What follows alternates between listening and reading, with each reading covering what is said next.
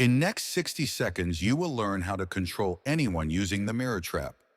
Have you ever wondered why some people win everyone over in the very first meeting? It's not magic.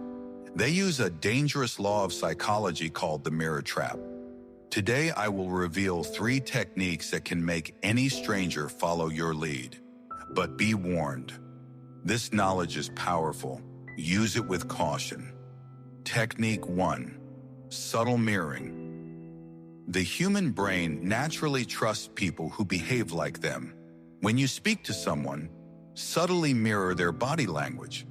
If they lean back, wait 10 seconds and do the same. If they speak softly, match their tone and pace. This is known as the chameleon effect. It bypasses their subconscious defense mechanism, making them feel an instant, unexplained connection with you. Technique 2. The illusion of choice. The next technique is used to get what you want without appearing pushy. Never ask a yes or no question. Instead, give them 2 options that both lead to your desired outcome. For example, instead of asking, "Can we meet tomorrow?" ask, "Should we meet tomorrow at 4 p.m. or would 7 p.m. work better for you?" The brain gets busy choosing between the options and forgets to challenge the request itself. Technique 3.